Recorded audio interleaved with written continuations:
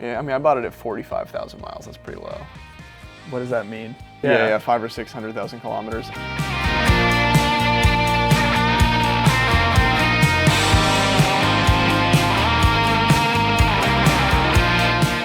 All right, hello Pinkbike. We're out here back at the Squamish HQ after 2 weeks of field testing e-bikes. And today we are going to be talking about the Yeti LTE. Yeah, this big orange hog is... Best paint job, I just want to say. Certainly the most visible. Got 160 mil rear travel, 170 fork. We had it with 29-inch wheels front and rear, but there is a flip chip to change it to mixed wheel. It has a progression flip chip, so you can run 3 different settings there, and it's running on Yeti's 6Finity 6-bar suspension layout and using the Bosch 5th gen motor and battery setup. It's got an 800 watt-hour battery, and weighed in on our scale in the field, this thing came in at 52.62 pounds or 23.8 kg. Yeah, this bike is like just insanely composed and like so much traction. It was like the best descender, I think, by far. Something about that suspension design, it's crazy. It's like magic. I don't know how else to describe it. It literally, we ride a lot of bikes, and that was like noticeably more traction and more composed. Yeah. Like smooths the rough stuff like crazy. It almost like, I mean, it's gonna be annoying to listen to us talk about it because we're like, oh, it's so good, but it really was. Like, first impressions are really impressive. Second, third, continuing impressions. It just like, it offers all the things you want it to when you want them. So it's like, it's got a lot of traction, it has plenty of support, so you feel like you can generate speed. There's a quality to how it takes big hits that like the wheel gets out of the way without doing anything weird. It just moves through terrain really nicely. I think the one complaint you could have is that because it's so sticky feeling, it can be like a little less energetic compared to something like the Norco, which is like livelier and easier to place on trail. It felt the least sort of playful, if we want to, you know, put a score on that, which is a bit whatever. Yeah. But it did feel the most kind of stuck to the ground, like you said. I think that's a good way to put it. Like, yeah, it's not the liveliest bike, but it is just gonna mute the trail. I do think some e-bikes have like a more lively quality to them, and it's not just a weight thing. It's like what you're doing with suspension, but there are always compromises to that. So like the fact that the Yeti is so composed comes at the price of that liveliness. Also, because it has the 3 suspension settings, you can like change the progression to suit that characteristic. We primarily rode it in the middle setting, but I did ride all 3 to try them out. Ended up preferring the middle for pretty much all the riding I was doing. You could also run a mixed wheel, that'll help a little bit. And you know, there are adjustments here, but I think ultimately like the name of the game with the Yeti is like going fast on gnarly trails. It's like really good at that. Yeah, I mean, again, very comfortable, good traction. I think in your kind of tech climb test, it was second to the Forbidden. So definitely something to be said about just how, you know, the better suspension platforms really work with the ground, contour the ground, and because way less powerful motor, but it was right up there. Yeah, it just, like carries speed through rough stuff really well.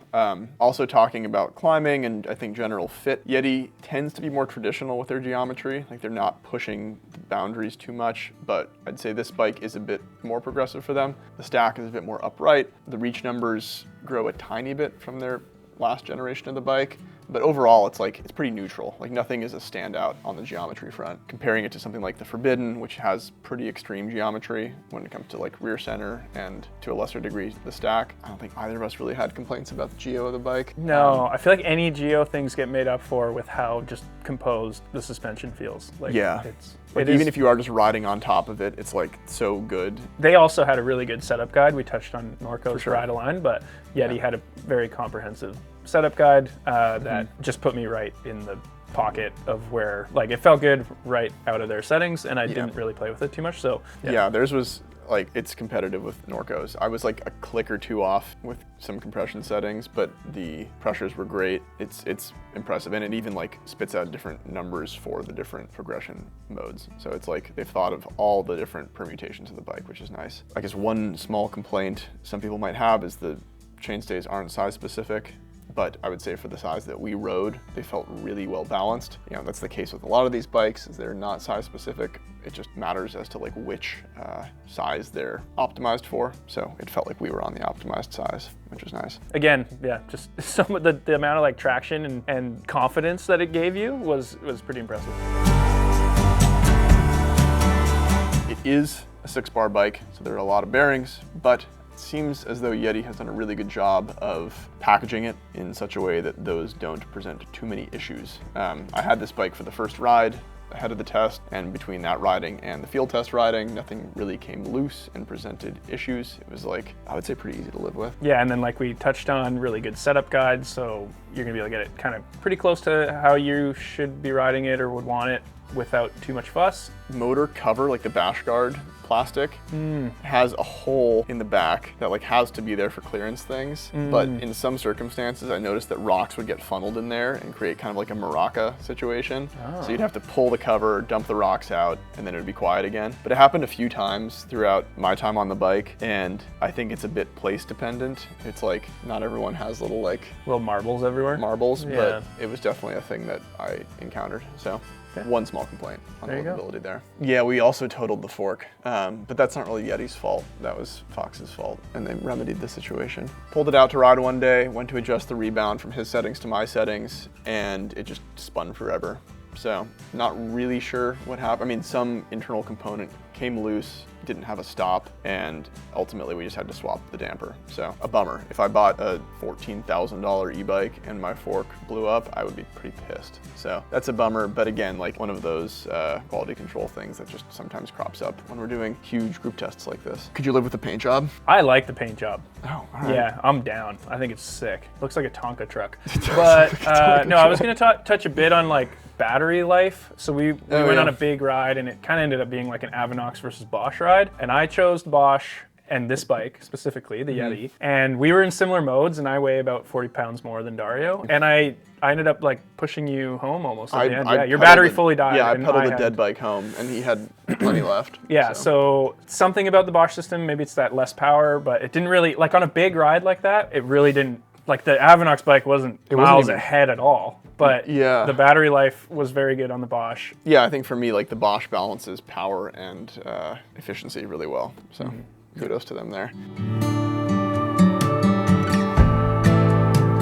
First obvious one is just pure descending prowess. Like it is just so composed descending. That's a huge feather in its cap. Efficiency on that Bosch motor is really impressive.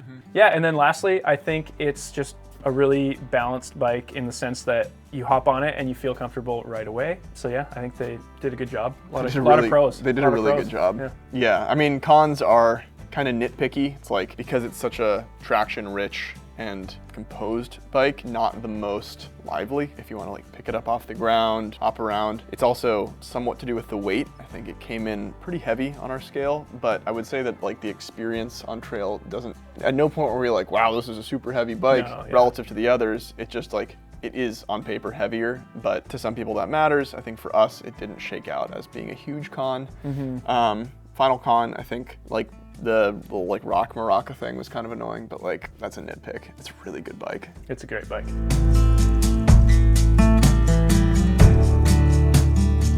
I think it's for someone who wants to go very fast and do it often. It is a downhill machine.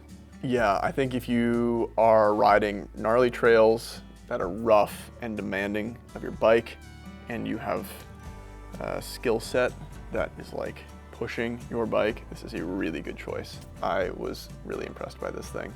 Found myself going faster than I thought I was all the time. It is adaptable. That's kind of a theme with a lot of these bikes. You know, you can make it mixed wheel, full 29, different progression settings, but ultimately like the core of this thing is just how well the suspension works. That's all for that one, but there are 5 other bikes, so head to the homepage for the reviews. Watch the episodes to see all the challenges as to how they shook out. Behold, if you don't like e-bikes, why are you here? Go watch Mike and Matt talk about little pedal bikes for people who don't want to use motors. And then head to the homepage for all the other stuff. It's great there. We love it. As always, thank you for watching.